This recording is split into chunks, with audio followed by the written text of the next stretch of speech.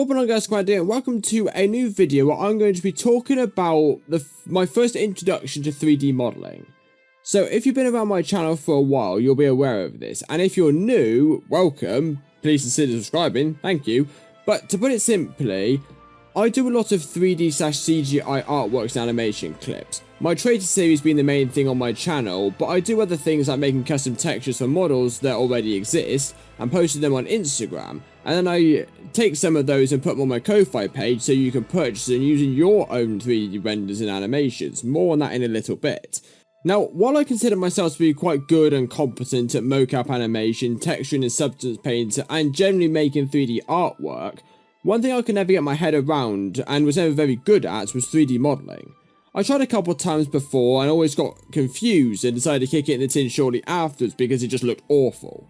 However, over the past few weeks I decided to give it a real kick and put some real bit of determination into learning how to 3D model and make something that I'm truly proud of instead of something that looks like a lump of clay. But something I am truly proud of, however, is my Ko-Fi page. If you're interested in making 3D stills or animations like me, then you may be interested in looking at my Ko-Fi page.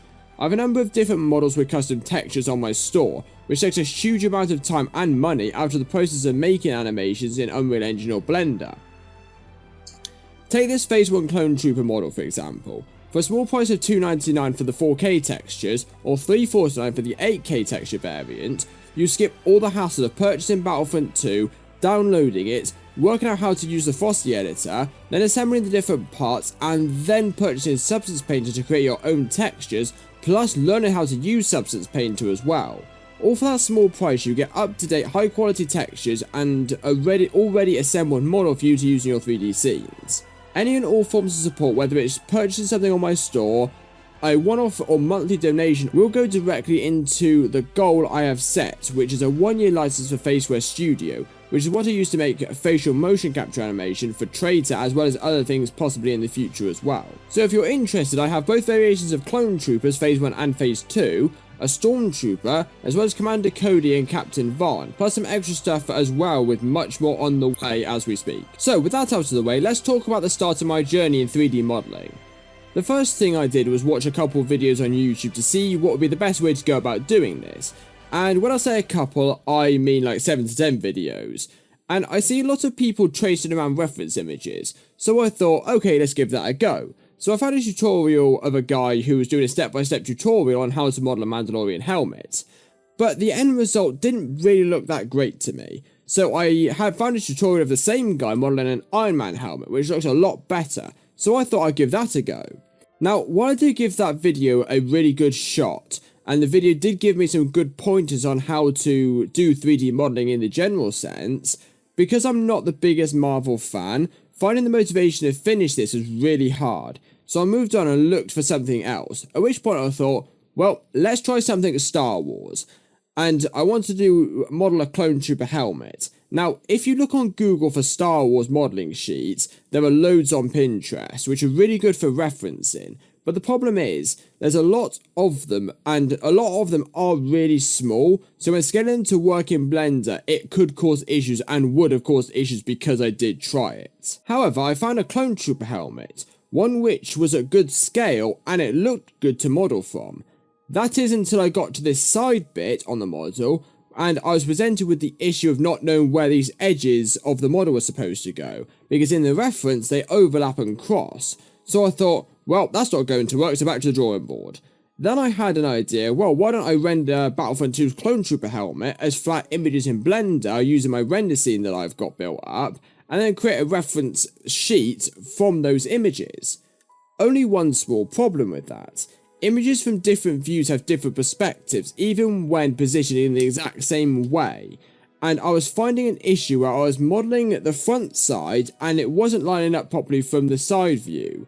So I tried the same thing again, and this time with the DC-17 model from Battlefront 2, because it's a lot more simple and it's quite a straight looking model. So okay, I thought let's scale it down a little bit and do something a little bit more simple. But no, this was even harder to do because there were so many little detail bits that even with the correct images, with the perspectives being the same, I couldn't get it to work properly or look good. Now at this point, I was again getting close to giving up. until I was recommended to import a Battlefront 2 helmet into Blender and model directly from that, and make edits as I need them, which is the reason why I chose to model the Battlefront 2 Clone Trooper, because I don't really like the way DICE's Clone Trooper looks. It's not as bad as a Stormtrooper model, but we'll get to that another time. So, what I did was exactly that. Model the base model using DICE's mesh, then use various images from Mandalorian Business, Pew Pew Crafts, and Attack of the Clones to get the details correct, like the visor size and the mouthpiece. Obviously I had small issues crop up here and there, which you can tell from the sheer amount of backups I made because I was terrified of making a mistake, which I did a lot by the way, and having to deconstruct and reconstruct the entire model again. However, beyond those issues, learning how things work went rather swimmingly. The only other part that really did get me down and a bit annoyed was when I imported the model into Substance Painter.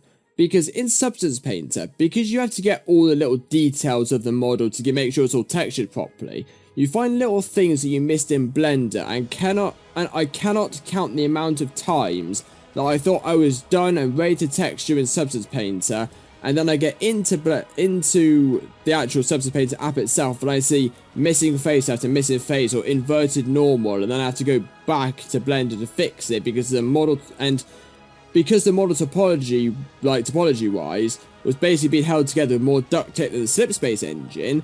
I would spend hours on having to just basically reconstruct an area like the visor from scratch just to make it work in Substance Painter.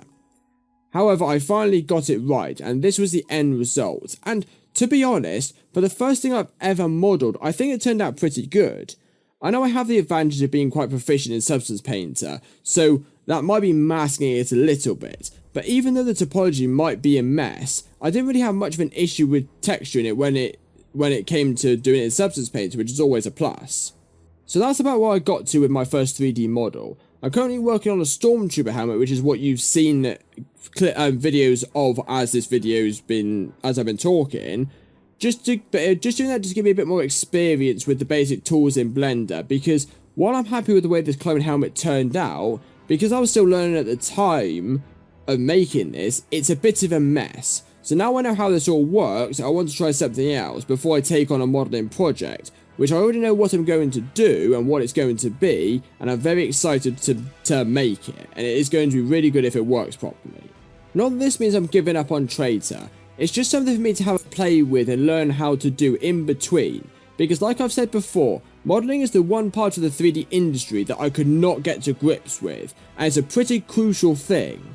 And if I can get good at this, not only does it mean good things for Traitor, because I can custom model any prop or character that I want, that I cannot find in 3D stores or whatever, but it means that at some point I could have an entire episode or even short episode of Traitor or any other 3D clip things, animation that I do, that is modelled entirely by me, and that would be such an achievement and make me so happy to do, and you have no idea how happy that would make me. But beyond that, it means that if I can get good and used to modelling and doing it well, I could possibly do modelling commissions on Ko-Fi. So if you guys wanted me to do something for your 3D scenes, then maybe I can make something for you. But like I said, it's a very long way off and I'm nowhere near that stage just yet. But I thought I would share a little update on what I've been doing, since I've not posted a Traitor update for a while. And I promise I am still working on it in the background. I just want a little break from it because I have this issue with Traitor where I get a burst of motivation, I'll work on it for about 3 weeks straight, but then I get burnt out and I have to take another 3 or 4 weeks just to give myself a little bit of motivation. And it just needs a bit of a respite from it, and this respite just turned out to be, oh look, I'll learn how to 3D model and see how that goes. It is something that if I can make an entire episode of Traitor out of my own models, because the one thing I really want to do, I'm modeling a Stormtrooper helmet at the moment for a purpose. It's not because I'm doing it to learn, but also in Traitor 4, let's say, I'm working on Traitor 3 at the moment, but Traitor 4, if I can get my own Stormtrooper models that I modeled myself, my god, and considering how vastly open that would make Traitor, because they're used so much in the episodes, that would just be mind-blowing to me. So I am doing it for a purpose. It isn't just because I want to learn it, although I do, but it has got significant impact later on. So anyway, hope you guys have enjoyed this video, and I shall see you all later. Bye!